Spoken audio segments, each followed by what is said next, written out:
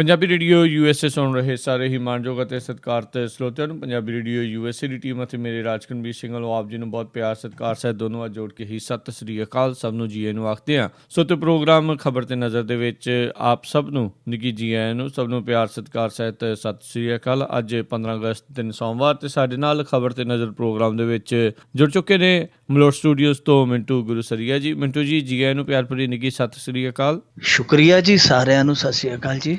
ਸਾਡੇ ਅੱਜ ਦੇ ਪ੍ਰੋਗਰਾਮ ਖਬਰ ਤੇ ਨਜ਼ਰ ਉਸ ਨੂੰ ਸਪਾਂਸਰ ਕਰਦੇ ਨੇ ਖਾਲਸਾ ਇੰਸ਼ੋਰੈਂਸ ਏਜੰਸੀ ਵਾਲੇ, ਜਿਨ੍ਹਾਂ ਦੇ ਕੋਲੋਂ ਤੁਸੀਂ ਹਰ ਇੱਕ ਤਰੀਕੇ ਦੀ ਇੰਸ਼ੋਰੈਂਸ ਕਰਵਾ ਸਕਦੇ ਹੋ ਪੂਰੇ ਅਮਰੀਕਾ ਭਰ ਦੇ ਵਿੱਚ। ਇੰਸ਼ੋਰੈਂਸ ਬਾਰੇ ਪਤਾ ਕਰਨ ਲਈ ਕਾਲ ਕਰੋ 408-272-2500 ਦੇ ਉੱਤੇ। ਇਸ ਦੇ ਨਾਲ ਸੁਰਜੀਤ ਸਿੰਘ ਅਤੇ ਮਹਿੰਦਰ ਕੌਰ ਗਰਾਇਆ ਸੈਨ ਹੋਜ਼ੇ ਤੋਂ, ਇਹਨਾਂ ਦਾ ਵੀ ਅਸੀਂ ਬਹੁਤ ਧੰਨਵਾਦ। ਜੇਕਰ ਤੁਸੀਂ ਜਾਂ ਕੋਈ ਹੋਰ ਕਾਰੋਬਾਰ ਇਸ ਪ੍ਰੋਗਰਾਮ ਨੂੰ ਸਪਾਂਸਰ ਕਰਨਾ ਚਾਹੁੰਦੇ ਹੋ, ਸੰਪਰਕ ਕਰੋ ਨੰਬਰ 408-722-7698 ਦੇ ਉੱਤੇ 4087227698 ਦੇ ਉੱਤੇ। ਮਿੰਟੂ ਜੀ, ਗੱਲਬਾਤ ਦਾ ਸਿਲਸਿਲਾ ਸ਼ੁਰੂ ਕਰਦੇ ਹਾਂ। ਭਾਰਤ ਨੇ ਆਪਣਾ 70ਵਾਂ ਆਜ਼ਾਦੀ ਦਾ ਦਿਹਾੜਾ ਜਿਹੜਾ ਜੀ ਮਨਾਇਆ। ਉਸ ਮੌਕੇ ਦੇ ਉੱਤੇ ਮੋਦੀ ਦਾ ਭਾਸ਼ਣ ਕਹਿੰਦੇ ਜੀ ਇੰਨਾ ਲੰਮਾ ਹੋ ਗਿਆ ਵੀ ਕਈ ਨੇਤਾ ਸੌਂ ਗਏ।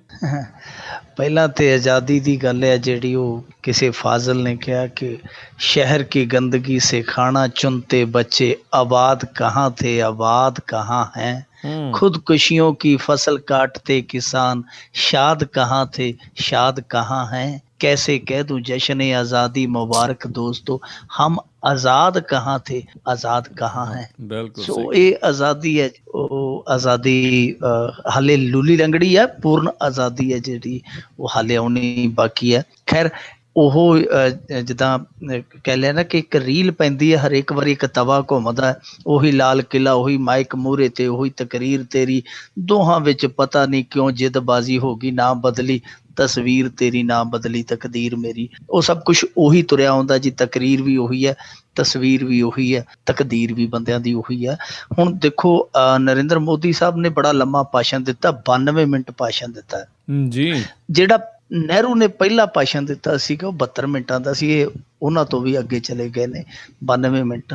ਤੇ 92 ਮਿੰਟ ਦੇ ਵਿੱਚ ਤੁਸੀਂ ਦੇਖ ਲਓ ਕਿ ਉੱਥੇ ਉਹੀ ਕੁਝ ਸੀ ਜੋ ਸ਼ਾਇਦ ਪਿਛਲੇ ਸਾਲ ਸੀਗਾ, ਉਹੀ ਦੂਣੀ ਦਾ ਪਹਾੜਾ ਜਿਹੜਾ ਸੀ ਉਹ ਫੇਰ ਪੜ੍ਹ ਦਿੱਤਾ ਗਿਆ, ਇਹ ਕਰ ਦਿੱਤਾ ਉਹ ਕਰ ਦਿੱਤਾ ਗਿਆ।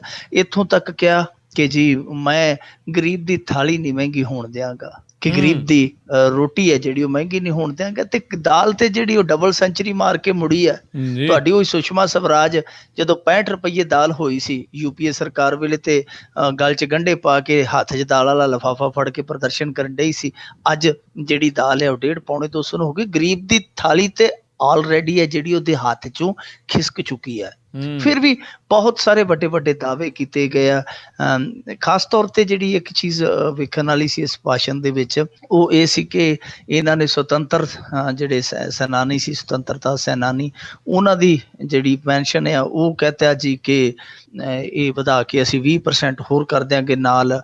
ਪਰ ਬਾਕੀ ਉਹੀ ਹੈ ਜੀ, ਪਾਕਿਸਤਾਨ ਨੂੰ ਲਲਕਾਰ, ਅੱਤਵਾਦ ਨੂੰ ਵੰਗਾਰ, ਬਸ ਉਹੀ ਕੁਛ ਹੈ, ਕੋਈ ਬਹੁਤਾ ਕੁਛ ਬਦਲਿਆ ਨਹੀਂ। ਆਮ ਜੋ ਭਾਸ਼ਣ ਹੁੰਦੇ ਆ, ਰਵਾਇਤੀ ਭਾਸ਼ਣ, ਬਸ ਉਹੀ ਆ। ਇਹਨਾਂ ਵੀ ਇਹਦੀ ਲੰਬਾਈ ਜ਼ਿਆਦੀ ਸੀ। ਵਿੱਚੋਂ ਅਰੁਣ ਜੇਤਲੀ ਰੱਖਿਆ ਮੰਤਰੀ ਹੈ ਜਿਹੜਾ, ਮਨੋਹਰ ਪਾਰੀਕਰ, ਤੇ ਜਿਹੜਾ ਹੈਗਾ ਸਾਡਾ ਦਿੱਲੀ ਦਾ ਮਿਨਿਸਟਰ ਅਰਵਿੰਦ ਕੇਜਰੀਵਾਲ CM ਸਾਹਿਬ, ਇਹ ਤੇ ਸ਼ੁਰੂ ਦੇ ਵਿੱਚ ਹੀ ਸੌਂ ਗਏ ਸੀ ਕਿਉਂਕਿ ਇਹਨਾਂ ਨੂੰ ਪਤਾ ਸੀਗਾ ਕਿ ਨਰਿੰਦਰ ਮੋਦੀ ਦਾ ਭਾਸ਼ਣ ਹੈ ਜਿਹੜਾ ਉਹ ਬਹੁਤਾ ਲੰਮਾ ਚਲੇ ਜਾਏਗਾ। ਪਰ ਭਾਸ਼ਣਾਂ ਦੇ ਵਿੱਚ ਦੇਖੋ ਇੱਕ ਚੀਜ਼ ਜਿਹੜੀ ਸੀ, ਕਿਸਾਨ, ਉਹਦੀ ਨਰਿੰਦਰ ਮੋਦੀ ਨੇ ਕਿਤੇ ਬਾਂਹ ਹੀ ਨਹੀਂ ਫੜੀ, ਕਿਤੇ ਵੀ ਭਾਸ਼ਣ ਦੇ ਵਿੱਚ ਬਾਂਹ ਨਹੀਂ ਫੜੀ, ਜ਼ਿਕਰ ਤੱਕ ਨਹੀਂ ਕੀਤਾ। ਬਾਕੀ ਨਾ ਉਹਨਾਂ ਲੋਕਾਂ ਦਾ ਜ਼ਿਕਰ ਕੀਤਾ ਜੀ ਜਿਹੜੇ ਅੱਜ ਵੀ 30 ਕਰੋੜ ਗਰੀਬੀ ਪੱਧਰ ਤੋਂ ਹੇਠਾਂ ਜ਼ਿੰਦਗੀ ਬਸਰ ਕਰਦੇ ਪਏ ਆ।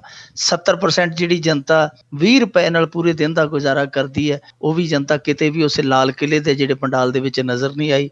25 ਕਰੋੜ ਲੋਕ ਜਿਹੜੇ ਭੁੱਖਮਰੀ ਦਾ ਸ਼ਿਕਾਰ ਆ। 75% ਪਰਿਵਾਰ ਜਿਹੜੇ 5000 ਰੁਪਏ ਤੋਂ ਘੱਟ ਮਹੀਨਾਵਾਰ ਆਮਦਨ ਹੈ ਜਿਹੜੀ ਉਹਦੇ ਤੇ ਗੁਜ਼ਾਰਾ ਕਰਦੇ ਆ, ਉਹ ਵੀ ਕਿਤੇ ਵੀ ਲਾਲ ਕਿਲੇ ਦੇ ਨੇੜੇ ਤੇੜੇ ਨਜ਼ਰ ਨਹੀਂ ਆਏ। 5 ਕਰੋੜ ਜਿਹੜੇ ਬਾਲ ਮਜ਼ਦੂਰ ਆ, 1 ਕਰੋੜ 40 ਲੱਖ ਬਾਲ ਜਿਹੜੇ ਬੰਧੂਆ ਮਜ਼ਦੂਰ ਆ, 30 ਲੱਖ ਜਿਹੜੀਆਂ ਸੈਕਸ ਵਰਕਰਸ ਨੇ, ਉਹਨਾਂ ਦਾ ਵੀ ਕਿਤੇ ਉੱਥੇ ਕੋਈ ਜ਼ਿਕਰ ਨਹੀਂ ਹੈ। ਖਾਸ ਤੌਰ ਤੇ ਜਿਹੜੀਆਂ 92 ਔਰਤਾਂ ਦਾਜ ਦੀ ਬਲੀ ਚੜ੍ਹਦੀਆਂ ਤੇ ਇੰਨੀਆਂ ਜਬਰ ਜਨਾਹ ਦਾ ਰੋਜ਼ਾਨਾ ਸ਼ਿਕਾਰ ਹੁੰਦੀਆਂ, ਉਹਨਾਂ ਦੀ ਵੀ ਕਿਸੇ ਨੇ ਗੱਲ ਨਹੀਂ ਛੇੜੀ। 64 ਕਰੋੜ ਲੋਕ ਜਿਹੜੇ ਖੁੱਲ੍ਹੇ ਦੇ ਵਿੱਚ ਪਖਾਨੇ ਜਾਂਦੇ ਆ, ਉਹਨਾਂ ਦਾ ਵੀ ਕੋਈ ਬਸ ਇਹੀ ਕਿਹਾ ਕਿ 19 ਤੱਕ ਅਸੀਂ ਇਹ ਸਾਰਾ ਕੁਝ ਕਰ ਦਿਆਂਗੇ, ਕਿਵੇਂ ਕਰਨਗੇ ਉਹ ਕੁਛ ਨਹੀਂ ਦੱਸਿਆ ਗਿਆ। ਸੋ ਇਹ ਚੀਜ਼ਾਂ ਜਿਹੜੀਆਂ ਇਸ ਭਾਰਤ ਦੀਆਂ ਅੱਜ ਦੀਆਂ ਸਭ ਤੋਂ ਵੱਡੀਆਂ ਮੁਸ਼ਕਿਲਾਂ ਨੇ, ਸਭ ਤੋਂ ਵੱਡੀਆਂ ਚੁਣੌਤੀਆਂ, ਉਹਨਾਂ ਦਾ ਕਿਤੇ ਵੀ ਜ਼ਿਕਰ ਨਹੀਂ ਹੁੰਦਾ। ਬਸ ਉਹ ਤਵਾ ਜਿਹੜਾ ਉਹ ਹਰੇਕ ਸਾਲ ਘੁੰਮਦਾ, ਹਰੇਕ ਸਾਲ ਮਾਈਕ 'ਚੋਂ ਆਵਾਜ਼ ਆਉਂਦੀ, ਹਰੇਕ ਸਾਲ ਟੈਲੀਵਿਜ਼ਨ ਦੇ ਅੱਗੇ ਜਿਹੜੇ ਬਹੁਤ ਸਾਰੇ ਲੋਕ ਇਸੇ ਇੰਤਜ਼ਾਰ 'ਚ ਬਹਿ ਕੇ ਉੱਠ ਜਾਂਦੇ ਆ ਕਿ ਅੱਜ ਸ਼ਾਇਦ ਭਾਗ ਬਦਲ ਜਾਣਗੇ, ਅੱਜ ਕੁਝ ਚੰਗਾ ਹੋਏਗਾ। ਪਰ ਹੌਲੀ ਹੌਲੀ ਹੁਣ ਇਹਨਾਂ ਭਾਸ਼ਣਾਂ ਦਾ ਇਹੋ ਜਿਹਾ ਬਣ ਗਿਆ ਵਜੂਦ ਕਿ ਜਿੱਦਣ ਛੁੱਟੀ ਹੁੰਦੀ ਹੈ, ਅੱਗੇ ਸਾਰੇ ਬੱਚੇ ਜਿਹੜੇ ਸੀਗੇ ਉਹ ਦੇਖਦੇ ਹੁੰਦੇ ਸੀਗੇ ਕਿ ਮਹਾਂਭਾਰਤ ਜਾਂ ਗਣਤੰਤਰ ਪਰੇਡ ਜਾਂ ਆਜ਼ਾਦੀ ਦਿਹਾੜਾ, ਪਰ ਹੁਣ ਉਹ ਕਿਸੇ ਚੈਨਲ ਦੇ ਵਿੱਚ ਚੱਲਦਾ ਹੋਵੇ ਤਾਂ ਉਹ ਕਹਿੰਦੇ ਕਿ ਨਹੀਂ ਇਹ ਬਦਲ ਦਿਓ, ਇਹ ਤੇ ਅਸੀਂ ਸੁਣ ਰਹੇ ਹਾਂ ਉਹੀ ਗੱਲ ਜਿਹੜੇ ਅੱਜ ਅਸੀਂ 35-40 ਸਾਲ ਦੇ ਹਾਂ, ਉਹ ਵੀ ਅਸੀਂ ਇਹ ਕਹਿੰਦੇ ਕਿ ਅਸੀਂ ਜਦੋਂ ਦੇ ਜੰਮੇ ਆ ਇਹੀ ਗੱਲਾਂ ਸੁਣਦੇ ਆ ਰਹੇ ਹਾਂ, ਬਦਲਿਆ ਕੱਖ ਵੀ ਨਹੀਂ। ਜਿਵੇਂ ਉਹ ਕਹਿੰਦਾ ਸੀ ਨਾ, ਕੱਖ ਵੀ ਨਹੀਂ ਬਦਲਿਆ ਭਗਤ ਸਿੰਘ ਸਰਦਾਰ ਤੇਰੇ ਪਿੰਡ ਦਾ, ਕੁਛ ਵੀ ਨਹੀਂ ਸਾਡੇ ਪਿੰਡ ਦਾ ਬਦਲਿਆ, ਕੋਈ ਨਹੀਂ ਬਦਲ। ਵਾਕਈ ਇਹੀ ਗੱਲ ਆ ਜੀ। ਤੇ ਅਗਲੀ ਆਪਾਂ ਮਿੰਟੋ ਜੀ ਜੇ ਗੱਲ ਕਰਦੇ, ਆਜ਼ਾਦੀ ਘੁਲਾਟੀਆਂ ਦੇ ਪਰਿਵਾਰਾਂ ਨੇ ਆਜ਼ਾਦੀ ਦਿਹਾੜੇ ਦਾ ਬਾਈਕਾਟ ਕਰਕੇ ਪੰਜਾਬ ਸਰਕਾਰ ਨੂੰ ਕੀਤਾ ਸ਼ਰਮਿੰਦਾ। ਵੇਖੋ, ਇਹ ਸਾਡੇ ਕਈ ਮੌਕੇ ਇਹੋ ਜਿਹੇ ਆਉਂਦੇ ਜੋ ਵਿਵਾਦਤ ਬਣ ਜਾਂਦੇ ਆ ਜੀ। ਅਨਿਲ ਜੋਸ਼ੀ ਨੇ ਪਿਛਲੇ ਸਾਲ ਆਪਣੇ ਮੁੰਡੇ ਨੂੰ ਪਰੇਡ ਦੇ ਵਿੱਚ ਖਿਲਾਰਤਾ ਸੀਗਾ ਤੇ ਉਹ ਬੜੀ ਉਹ ਇੱਕ ਤਰ੍ਹਾਂ ਨਾਲ ਕਹਿ ਲਈਏ ਕਿ ਚੁੰਝ ਚਰਚਾ ਛਿੜੀ ਸੀ ਕਿ ਕੀ ਇਹ ਜਾਇਜ਼ ਹੈ ਕਿ ਨਾਜਾਇਜ਼ ਹੈ, ਪ੍ਰੋਟੋਕਾਲ ਦੀ ਉਲੰਘਣਾ ਹੈ। ਉਦੋਂ ਬੜਾ ਵਿਵਾਦ ਹੋਇਆ ਸੀ। ਅੱਜ ਉਹਨੇ ਆਪਣਾ ਮੁੰਡਾ ਫੇਰ ਖਿਲਾਰ ਲਿਆ ਸਲਾਮੀ ਲੈਣ ਲਈ, ਉਹ ਵੀ ਨਾਲ ਆਪਣੇ ਪਾਪਾ ਦੇ ਵਾਂਗੂ ਸਲੂਟ ਮਾਰਦਾ ਸੀਗਾ, ਉਹਦਾ ਇੱਕ ਵਿਵਾਦ ਛਿੜ ਗਿਆ। ਦੂਜੇ ਪਾਸੇ ਖਬਰ ਇਹ ਹੈ ਕਿ 2-3 ਜਿਹੜੇ ਸੀ, ਇੱਕ ਤੇ ਸਾਡਾ ਰਾਜਪਾਲ ਆ ਉਹ ਭਾਸ਼ਣ ਦਿੰਦਾ ਉਹ ਗਸ਼ ਖਾ ਕੇ ਡਿੱਗ ਪਿਆ, ਇੱਕ ਹੋਰ ਮੰਤਰੀ ਦੱਸਦੇ ਬਠਿੰਡੇ ਦੇ ਵਿੱਚ ਸਾਡਾ ਗਸ਼ ਖਾ ਕੇ ਡਿੱਗ ਪਿਆ। ਇਹ ਉਹਨਾਂ ਨੂੰ ਹੁਣ ਪਤਾ ਪਤਾ ਨਹੀਂ ਗਸ਼ ਕਿਉਂ ਪੈਣ ਡਈ ਆ। ਕਈ ਲੋਕ ਇਹ ਕਹਿੰਦੇ ਆ ਕਿ ਜਨਤਾ ਨੂੰ ਵੇਖ ਕੇ ਗਸ਼ ਖਾ ਰਹੇ ਆ ਕਿ ਇਹ ਹਾਲੇ ਤੱਕ ਇੰਨੇ ਲੋਕ, ਅਸੀਂ ਤੇ ਹਰੇਕ ਸਾਲ ਵਾਹ ਲਾਉਂਦੇ ਆ ਕਿ ਘਟ ਜਾਵੇ। ਸੋ ਲੋਕਾਂ ਨੂੰ ਵੇਖ ਕੇ ਗਸ਼ਾਂ ਪਈ ਜਾਂਦੀਆਂ। ਪਰ ਜੇ ਗੱਲ ਕਰੀਏ ਕਿ ਪਟਿਆਲਾ, ਸੰਗਰੂਰ, ਬਰਨਾਲਾ ਤੇ ਫਰੀਦਕੋਟ, ਇਹਨਾਂ 4 ਜ਼ਿਲ੍ਹਿਆਂ ਦੇ ਵਿੱਚ ਜਿਹੜੇ ਸੁਤੰਤਰਤਾ ਸੈਨਾਨੀ ਸੀ, ਉਹਨਾਂ ਦੇ ਪਰਿਵਾਰ ਸੀ, ਉਹਨਾਂ ਨੇ ਬਾਈਕਾਟ ਕਰ ਦਿੱਤਾ। ਉਹਨਾਂ ਦੀਆਂ ਕੁਝ ਮੰਗਾਂ ਨੇ, ਜਿੱਦਾਂ ਟੋਲ ਪਲਾਜ਼ਾ ਤੋਂ ਜਿਹੜੀ ਉਹ ਛੋਟ ਮੰਗਦੇ ਆ ਪਰਚੀ ਦੀ, ਬੱਸ ਪਾਸਿਸ ਜਿਹੜੇ ਐਲਾਨੀਆਂ ਇਹਨਾਂ ਨੇ ਜਿਹੜੀਆਂ ਐਲਾਨੀਆਂ ਉਹਨਾਂ ਨੂੰ ਸਹੂਲਤਾਂ ਦਿੱਤੀਆਂ ਹੋਈਆਂ ਨੇ, ਉਹ ਐਲਾਨੀਆਂ ਸਹੂਲਤਾਂ ਨੂੰ ਅਮਲ 'ਚ ਲਿਆਉਣ ਦੀ ਮੰਗ ਕਰਦੇ ਕਿ ਭਾਈ ਇਹਨਾਂ ਨੂੰ ਅਮਲੀ ਜਾਮਾ ਪਹਿਨਾਓ। ਸੋ ਉਹਨਾਂ ਨੇ ਬਾਈਕਾਟ ਕਰ ਦਿੱਤਾ ਇਕੱਠੇ ਹੋ ਕੇ। ਪਰਮਿੰਦਰ ਸਿੰਘ ਢੀਂਡਸਾ ਸੀਗਾ ਜਿਹੜਾ ਸੰਗਰੂਰ ਦੇ ਵਿੱਚ ਮੁੱਖ ਮਹਿਮਾਨ ਸੀ, ਉਹ ਵੀ ਮੂੰਹ ਤੱਕਦਾ ਰਹਿ ਗਿਆ। ਉਹਨਾਂ ਨੇ ਮੂੰਹ ਤੇ ਚੰਗੀਆਂ ਤੱਤੀਆਂ ਸੁਣਾਈਆਂ ਖਜ਼ਾਨਾ ਮੰਤਰੀ ਨੂੰ। ਢੀਂਡਸਾ ਸਾਹਿਬ ਤੋਂ ਇਲਾਵਾ ਫਰੀਦਕੋਟ ਦੇ ਵਿੱਚ ਵੀ ਇਹੋ ਹੀ ਦੁਹਰਾਇਆ ਗਿਆ, ਬਰਨਾਲੇ ਦੇ ਵਿੱਚ ਵੀ ਇਹੋ, ਤੇ ਪਟਿਆਲੇ ਦੇ ਵਿੱਚ ਵੀ ਇਹੋ। ਜ਼ਿਆਦਾਤਰ ਤੇ ਤੁਹਾਨੂੰ ਪਤਾ ਹੀ ਹੈ ਸੁਤੰਤਰਤਾ ਸੈਨਾਨੀ ਹੈ ਜਿਹੜੇ ਬਹੁਤ ਘੱਟ ਬਚੇ ਆ, ਜੇ ਹੈ ਤੇ ਉਹ ਇਸ ਸਮੇਂ ਮੰਜੇ ਤੇ ਪੀੜੇ ਤੇ ਬੈਠੇ ਆ, ਉਹਨਾਂ ਤੋਂ ਤੁਰ ਫਿਰ ਨਹੀਂ ਹੁੰਦਾ। ਉਹਨਾਂ ਦੇ ਪਰਿਵਾਰ ਆਉਂਦੇ ਨੇ ਅੱਗੇ, ਜੋ ਉਹਨਾਂ ਦੇ ਵੰਸ਼ਜ ਨੇ, ਉਹਨਾਂ ਲਈ ਕੁਰਸੀਆਂ ਲਾ ਦਿੱਤੀਆਂ ਜਾਂਦੀਆਂ। ਭੀੜ ਦੇ ਵਿੱਚ ਕੱਖ ਵੀ ਵੱਖ ਨਹੀਂ ਹੁੰਦਾ, ਬਸ ਸਿਰਫ ਇਹ ਹੁੰਦਾ ਕਿ ਉਹਦੇ ਤੇ ਟੈਗ ਲੱਗਾ ਹੁੰਦਾ ਫॉर द फ्रीडम फाइटर्स, ਬਸ ਇੱਕ ਟੈਗ ਲੱਗਾ ਹੁੰਦਾ, ਹੋਰ ਕੁਛ ਨਹੀਂ ਹੈ ਜੀ। ਉਹ ਕਹਿੰਦੇ ਕਿ ਧੁੱਪੇ ਦੂਜੇ ਲੋਕ ਵੀ ਬੈਠੇ ਹੁੰਦੇ ਆ, ਅਸੀਂ ਵੀ ਧੁੱਪੇ ਬਹਿਣਾ ਤੇ ਫਿਰ ਸਾਨੂੰ ਇਹ ਵੀ ਫੂਕ ਕਾਹਤੋਂ ਨਾਮ ਦੀ ਛਕਾਉਂਦੇ ਰਹਿੰਦੇ ਹੋ? ਜਦੋਂ ਤੁਸੀਂ ਕੋਈ ਸਹੂਲਤ ਨਹੀਂ ਦੇਣੀ, ਕੋਈ ਲੈਣਾ ਨਹੀਂ, ਕੋਈ ਦੇਣਾ ਨਹੀਂ, ਫਿਰ ਰਹਿਣ ਦਿਓ ਸਾਰਾ ਕੁਛ, ਅਸੀਂ ਨਹੀਂ ਕੁਛ ਵੀ ਕਰਨਾ, ਤੁਸੀਂ ਆਪਦਾ ਝੰਡਾ ਆਪ ਹੀ ਚਲਾਓ। ਸੋ ਇਹ ਕਹਿ ਕੇ ਉਹ ਚਲੇ ਗਏ ਨੇ ਉੱਥੋਂ। ਪਰ ਇਹ ਸਾਡੇ ਲਈ ਸ਼ਰਮਿੰਦਗੀ ਦੀ ਗੱਲ ਆ। ਪਿਛਲੇ ਸਾਲ ਹਰਿਆਣੇ ਦੇ ਵਿੱਚ ਇਸ ਤਰ੍ਹਾਂ ਹੋਇਆ ਸੀਗਾ, ਜਿਹੜੇ ਜੰਗੀ ਸ਼ਹੀਦ ਸਨ ਫੌਜੀ, ਜਿਹੜੇ ਉਹਨਾਂ ਦੀਆਂ ਵਿਧਵਾਵਾਂ ਨੂੰ ਸਾੜੀਆਂ ਵੰਡੀਆਂ ਗਈਆਂ ਸਨ ਇੱਥੇ ਜਗਾਦਰੀ ਦੇ ਵਿੱਚ ਜੀ। ਤੇ ਜਦੋਂ ਉਹਨਾਂ ਨੇ ਸਾੜੀਆਂ ਫੜ ਕੇ ਵੇਖੀਆਂ ਤੇ ਉਹਨਾਂ ਨੇ ਚਲਾ ਕੇ ਮੂੰਹ ਤੇ ਮਾਰੀਆਂ ਸਨ। ਉਹਨਾਂ ਨੇ ਆਖਿਆ ਕਿ 50-50 ਰੁਪਏ ਦੀ ਸਾੜੀ ਸਾਨੂੰ ਇਸ ਜੋਗਾ ਸਮਝ ਲਿਆ ਜੇ ਹੁਣ ਤੁਸੀਂ, ਤਾਂ ਉਹ ਉੱਥੇ ਵੀ ਬੜੀ ਸ਼ਰਮਿੰਦਗੀ ਆਈ ਸੀ। ਪਰ ਇੱਥੇ ਵੀ ਸਾਡੇ ਲਈ ਇਹ ਬੜੀ ਸ਼ਰਮਿੰਦਗੀ ਦੀ ਗੱਲ ਆ ਕਿ ਸੁਤੰਤਰਤਾ ਸੈਨਾਨੀ, ਵੈਸੇ ਕੋਈ ਵੀ ਸੁਤੰਤਰਤਾ ਸੈਨਾਨੀ ਹੈ ਜਿਹੜਾ, ਉਹ ਜਦੋਂ ਆਜ਼ਾਦੀ ਲਈ ਲੜਦਾ ਉਦੋਂ ਇਹ ਚੀਜ਼ਾਂ ਨਹੀਂ ਸੋਚਦਾ ਕਿ ਮੇਰੇ ਪੁੱਤਰਾਂ ਨੂੰ ਸਹੂਲਤਾਂ ਮਿਲਣ, ਜਾਂ ਮੈਨੂੰ ਇਹ ਮੇਰੀ ਪੈਨਸ਼ਨ ਲੱਗੇਗੀ, ਜਾਂ ਮੈਨੂੰ ਬੱਸ ਪਾਸ ਮਿਲੇਗਾ। ਮੇਰੇ ਖਿਆਲ ਦੇ ਨਾਲ ਉਦੋਂ ਕਿਸੇ ਦੇ ਮਨ ਦੇ ਵਿੱਚ ਇਹ ਸੋਚ ਨਹੀਂ ਸੀ ਚੱਲਦੀ ਕਿ ਅਸੀਂ ਸਹੂਲਤਾਂ ਲਈ ਲੜਨਾ। ਉਸ ਸਮੇਂ ਤੇ ਟੀਚਾ ਜਿਹੜਾ ਆਜ਼ਾਦੀ ਦਾ ਸੀਗਾ। ਪਰ ਹੁਣ ਕਿਉਂਕਿ ਅੱਗੇ ਜਾ ਕੇ ਪਰਿਵਾਰ ਹੈ ਜਿਹੜੇ ਵੱਧ ਗਏ, ਇੱਕ ਸੁਤੰਤਰਤਾ ਸੈਨਾਨੀ ਦੇ ਅੱਗੇ 4 ਮੁੰਡੇ ਤੇ 4 ਦੇ ਅੱਗੇ ਪੋਤਰੇ ਕਿੰਨੇ ਲਾ ਲਓ। ਜੇ ਹੁਣ ਨੌਕਰੀਆਂ ਸਾਰਿਆਂ ਨੂੰ ਦੇਣ ਲੱਗੇ ਤੇ ਮੇਰੇ ਖਿਆਲ ਦੇ ਨਾਲ ਸੰਭਵ ਨਹੀਂ ਹੈ। ਪਰ ਜੋ ਸੁਤੰਤਰਤਾ ਸੈਨਾਨੀ ਜਿਉਂਦੇ ਆ, ਜਾਂ ਉਹਨਾਂ ਦੀ ਜਿਹੜੀ ਔਲਾਦ ਹੈ, ਕਿਉਂਕਿ ਉਹਨਾਂ ਦਾ ਵੀ ਕੰਟਰੀਬਿਊਸ਼ਨ ਬੜਾ ਜ਼ਿਆਦਾ ਹੈ ਆ, ਉਹਨਾਂ ਦੀ ਔਲਾਦ ਦਾ ਵੀ ਹੋ ਸਕਦਾ ਉਹਨਾਂ ਦੇ ਜੀਵਨ ਦੇ ਵਿੱਚ, ਜਿਨ੍ਹਾਂ ਨੇ ਉਹਨਾਂ ਨੂੰ ਸੰਭਾਲਿਆ। ਇੱਕ ਤਰ੍ਹਾਂ ਨਾਲ ਉਹ ਕਹਿ ਲਈਏ ਕਿ ਉਹ ਕੇਅਰ ਟੇਕਰ ਵੀ ਹੈ ਉਹਨਾਂ ਦੇ ਪਿਛਲੀ ਉਮਰ ਦੇ। ਹਾਂ ਠੀਕ ਹੈ, ਉਹਨਾਂ ਤੱਕ ਸਹੂਲਤਾਂ ਜਿਹੜੀਆਂ ਉਹ ਸਾਰੀਆਂ ਪੁੱਜਦੀਆਂ ਕਰਨੀਆਂ ਚਾਹੀਦੀਆਂ ਨੇ। ਇਹੋ ਜਿਹੀਆਂ ਘਟਨਾ ਜਿਹੜੀਆਂ ਉਹ ਕਲੰਕ ਨੇ। ਖਾਸ ਤੌਰ ਤੇ ਅਨਿਲ ਜੋਸ਼ੀ ਵਰਗਾ ਬੰਦਾ ਜਿਹਨੇ ਗਣਤੰਤਰ ਦਿਹਾੜੇ ਤੇ ਪਿਛਲੀ ਵਾਰੀ ਕਹਿ ਦਿੱਤਾ ਸੀ ਕਿ ਆਜ਼ਾਦੀ ਦਿਹਾੜੇ ਦੀਆਂ ਪੂਰੇ ਮੁਲਕ ਨੂੰ ਮੁਬਾਰਕਾਂ ਜੀ, ਉਹਨੂੰ ਮਾੜਾ ਮੋਟਾ ਥੋੜਾ ਜਿਹਾ ਨਾ ਕੰਮ ਲੈਣਾ ਚਾਹੀਦਾ, ਕਿਉਂਕਿ ਉਹ ਮੰਤਰੀ ਹੈ। ਮੰਤਰੀ ਦਾ ਇੱਕ ਪ੍ਰੋਟੋਕਾਲ ਹੁੰਦਾ। ਕੱਲ ਨੂੰ ਉਹ ਤੇ ਕਹੇਗਾ ਜੀ ਕਿ ਜਿਹੜੇ ਮੇਰੇ ਸਾਰੇ ਰਿਸ਼ਤੇਦਾਰ ਆ ਉਵੇਂ ਆ ਕੇ ਸਲਾਮੀ 'ਚ ਖੜ ਜਾਣ, ਜਿਵੇਂ ਵਾਹਗਾ ਬਾਰਡਰ ਦੇ ਵਿੱਚ ਜਾ ਕੇ ਸਾਰੇ ਉੱਥੇ ਪਰਿਵਾਰ ਬਹਿ ਜਾਂਦੇ ਆ। ਸੋ ਮੈਂ ਤੇ ਇਸ ਤਰ੍ਹਾਂ ਸਲਾਮੀ ਦਵਾਵਾਂਗਾ। ਇਹ ਪ੍ਰੋਟੋਕਾਲ ਦੀ ਜਿਹੜੀ ਹੈ ਉਹ ਪਾਲਣਾ ਇਹਨੂੰ ਕਰਨੀ ਚਾਹੀਦੀ। ਜੀ ਜੀ ਜੀ। ਅਗਲੀ ਆਪਾਂ ਗੱਲ ਕਰਦੇ ਹਾਂ ਮਿੰਟੂ ਜੀ ਵੀ ਸੁਪਰੀਮ ਕੋਰਟ ਤੇ ਸਰਕਾਰ ਆਮੋ ਸਾਹਮਣੇ। ਚੀਫ ਜਸਟਿਸ ਨੇ ਰੋਸ ਜ਼ਾਹਰ ਕੀਤਾ। ਚੀਫ ਜਸਟਿਸ ਤੇ ਰੋਜ਼ ਪਿਆ ਸੀ ਵਿਚਾਰਾ। ਇੱਕ ਪ੍ਰੋਗਰਾਮ ਦੇ ਵਿੱਚ ਤੁਸੀਂ ਵੀਡੀਓ ਵੇਖੀ ਹੋਣੀ ਹੈ ਜਿਹਦੇ 'ਚ ਉਹਦੇ ਹੰਝ ਘਿਰਦੇ ਆ। ਉਹ ਬਹੁਤ ਦੁਖੀ ਮਨ ਦੇ ਨਾਲ, ਉਹਨੇ ਦੁਖੀ ਹਿਰਦਿਆਂ ਦੇ ਨਾਲ, ਜਿਵੇਂ ਕਹਿੰਦੇ ਹੁੰਦੇ ਨਾ, ਬੜੇ ਦੁਖੀ ਹਿਰਦੇ ਨਾਲ ਸੂਚਿਤ ਕੀਤਾ ਜਾਂਦਾ ਜੀ, ਤੇ ਬੜੇ ਦੁਖੀ ਹਿਰਦੇ ਨਾਲ ਸੂਚਿਤ ਕਰ ਰਿਹਾ ਸੀ। ਕਹਿੰਦਾ ਕਿ ਰੱਬ ਦਾ ਵਾਸਤਾ ਸਾਡਾ ਬੋਝ ਵੰਡਾਓ। ਔਰ ਬੋਝ ਹੈ ਵੀ ਬਹੁਤ ਹੈ ਜੱਜਾਂ ਤੇ, ਇਸ ਗੱਲ ਦੇ ਵਿੱਚ ਕੋਈ ਸ਼ੱਕ ਨਹੀਂ, ਕੋਈ ਸ਼ੁਬਾ ਨਹੀਂ। ਪਰ ਇੱਥੇ ਜਿਹੜੀ ਟਸਲ ਆ ਉਹ ਟਸਲ ਹੈ ਜੱਜਾਂ ਦੀ ਨਿਯੁਕਤੀ ਨੂੰ ਲੈ ਕੇ। ਹਾਂਜੀ, ਜਿੱਥੇ ਸੁਪਰੀਮ ਕੋਰਟ ਤੇ ਕੇਂਦਰ ਸਰਕਾਰ ਆ ਆਮੋ ਸਾਹਮਣੇ ਆ ਗਏ ਆ। ਇਸ ਮੁਲਕ ਦੀ ਇਹ ਜਿਹੜੀ ਇੱਕ ਸਭ ਤੋਂ ਵੱਡੀ ਬਦਕਿਸਮਤੀ ਹੈ ਕਿ ਸਾਰਾ ਕੰਟਰੋਲ ਹੈ ਜਿਹੜਾ, ਜੋ ਢਾਂਚੇ ਦਾ ਜੋ ਵੀ ਸੰਚਾਲਕ ਸ਼ਕਤੀ ਹੈ ਜਿਹੜੀ, ਉਹ ਸਿਆਸਤ ਦੇ ਕੋਲ ਆ। ਚਾਹੇ ਜੁਡੀਸ਼ਰੀ ਹੈ, ਚਾਹੇ ਉਹ ਸਟੇਟ ਗੌਰਮੈਂਟ ਆ, ਚਾਹੇ ਅਫਸਰਸ਼ਾਹੀ ਹੈ, ਬਿਊਰੋਕਰੇਸੀ ਹੈ, ਹਰੇਕ ਦੀ ਜਿਹੜੀ ਚਾਬੀ ਹੈ ਉਹ ਕੇਂਦਰ ਦੇ ਕੋਲ ਹੈ।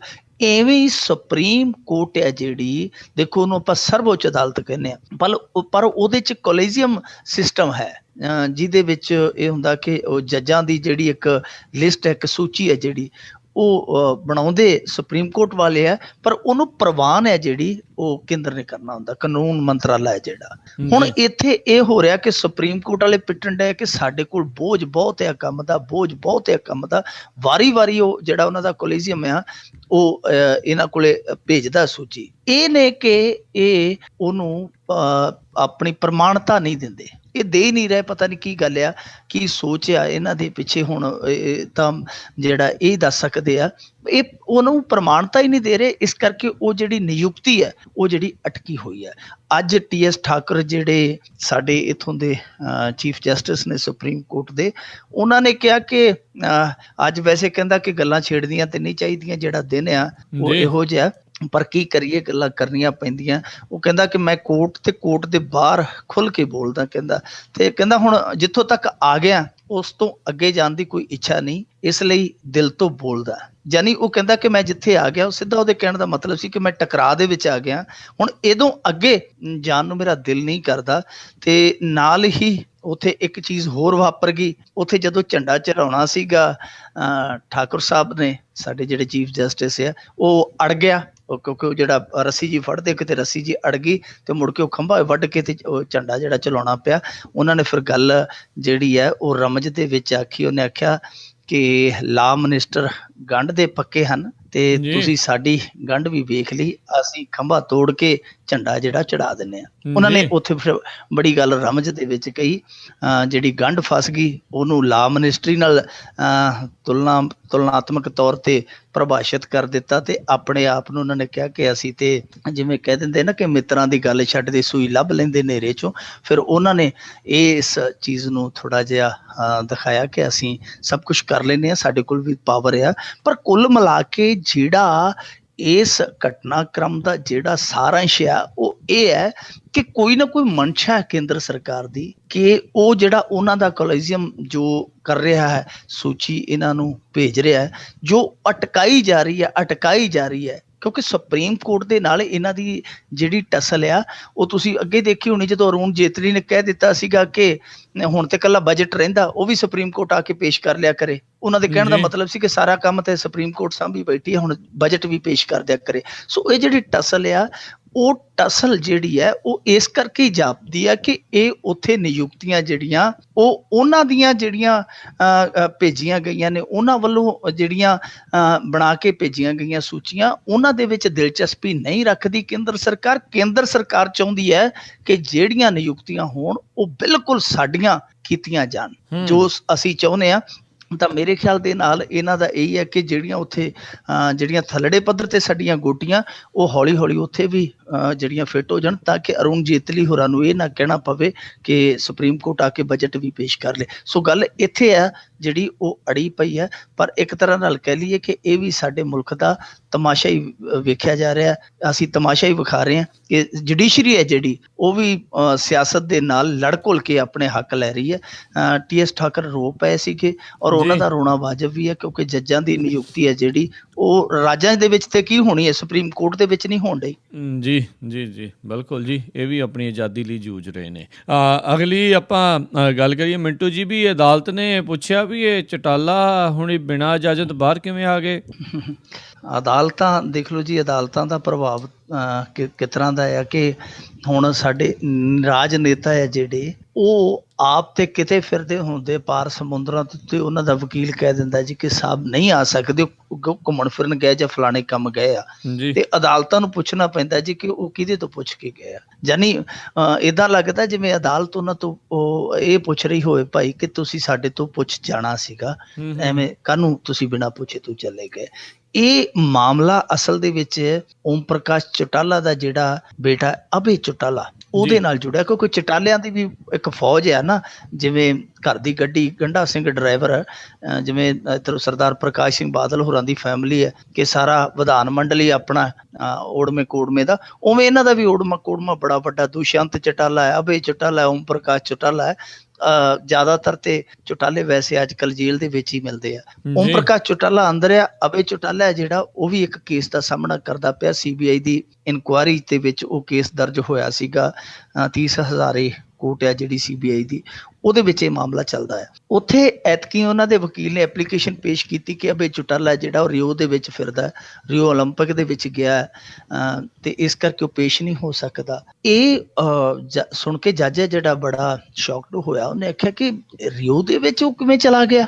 ਉਹਨੇ ਆਖਿਆ ਜੀ ਉਹ ਤੇ ਫਲਾਣੀ ਖੇਡ ਫੈਡਰੇਸ਼ਨ ਦਾ ਜਿਹੜਾ ਉਹ ਪ੍ਰਧਾਨ ਆ ਤੇ ਇਸ ਨਾਤੇ ਉਹ ਚਲਾ ਗਿਆ। ਤੇ ਕੋਰਟ ਨੇ ਆਖਿਆ ਕਿ ਸਾਨੂੰ ਪੁੱਛਦੇ ਲੈਣਾ ਸੀ ਭਲਿਓ ਮਾਨਸੋ। ਇਹ ਵੀ ਹੁਣ ਇੱਕ ਆਪਣੇ ਆਪ ਦੇ ਵਿੱਚ ਬੜੀ ਦਿਲਚਸਪ ਜੀ ਗੱਲ ਆ ਕਿ ਇੱਕ ਬੰਦੇ ਤੇ CBI ਦੀ ਇਨਕੁਆਇਰੀ ਹੋ ਕੇ ਕੇਸ ਦਰਜ ਹੋਇਆ ਹੋਵੇ, ਤਰੀਕਾ ਭੁਗਤਦਾ ਫਿਰਦਾ, ਤੇ ਦੂਜੇ ਨੰਬਰ ਤੇ ਉਹ ਖੇਡ ਫੈਡਰੇਸ਼ਨ ਦਾ ਅਹੁਦੇਦਾਰ ਜਿਹੜਾ ਜਿਉਂ ਦਾ ਤਿਉਂ ਹੈ। ਫਿਰ ਤੀਜੀ ਗੱਲ ਹੈ ਕਿ ਉਡਾਰੀ ਮਾਰ ਜਾਂਦਾ, ਕੋਈ ਪੁੱਛਦਾ ਹੀ ਨਹੀਂ, ਕੋਈ ਦੱਸਦਾ ਹੀ ਨਹੀਂ। ਜੱਜ ਸਾਹਿਬ ਨੇ ਕਿਹਾ ਕਿ ਹਾਂ ਭਾਈ, ਇਹ ਸਰਕਾਰੀ ਵਕੀਲ ਨੂੰ ਪੁੱਛਿਆ ਕਿ ਭਾਈ ਉਹਨੇ ਇਜਾਜ਼ਤ ਕਿਉਂ ਨਹੀਂ ਲਈ, ਆਪਣਾ ਪਾਸਪੋਰਟ ਜਮ੍ਹਾਂ ਕਿਉਂ ਨਹੀਂ ਕਰਵਾਇਆ? ਤੇ ਉਹ ਸਰਕਾਰੀ ਵਕੀਲ ਜਿਹੜਾ ਸੀਗਾ, ਤੁਹਾਨੂੰ ਪਤਾ ਸਰਕਾਰੀ ਵਕੀਲ ਵੀ ਜਿਹੜੇ ਅੱਜ ਕੱਲ ਉਹ ਜਿਵੇਂ ਕਹਿੰਦੇ ਨੇ ਕੁੜਕੁੜ ਕਿਤੇ ਤੇ ਆਂਡੇ ਕਿਤੇ, ਉਹ ਕਹਿੰਦਾ ਜੀ ਮੈਂ ਕਾਗਜ਼ ਵੇਖ ਕੇ ਦੱਸਾਂਗਾ, ਐ ਤਾਂ ਮੈਨੂੰ ਪਤਾ ਨਹੀਂ ਹੁਣ ਉਦੋਂ ਕੀ ਹੋਇਆ। ਸੋ ਇਹ ਸਾਰਾ ਮਜ਼ਾਕ ਜਿਹਾ ਬਣ ਗਿਆ। ਉਹਨਾਂ ਦਾ ਜਿਹੜਾ ਵਕੀਲ ਸੀ ਡਿਫੈਂਸ ਦਾ, ਉਹ ਕਹਿੰਦਾ ਜੀ ਕਿ ਜਦੋਂ ਕੋਈ ਇਹੋ ਜਿਹੀ ਸਾਡੇ ਸਾਹਮਣੇ ਕੋਈ ਸ਼ਰਤ ਹੀ ਨਹੀਂ ਰੱਖੀ ਤੁਸੀਂ, ਅਸੀਂ ਇਜਾਜ਼ਤ ਕਿਹਦੇ ਤੋਂ ਲੈਣੀ ਸੀ? ਅਸੀਂ ਉਹਨੂੰ ਸ਼ਿਵਜੀ ਦੇ ਜਿਹੜਾ ਬੋਤੇ ਉਹਦੇ ਤੋਂ ਤਾਂ ਇਜਾਜ਼ਤ ਲੈਣੋਂ ਰਹੇ,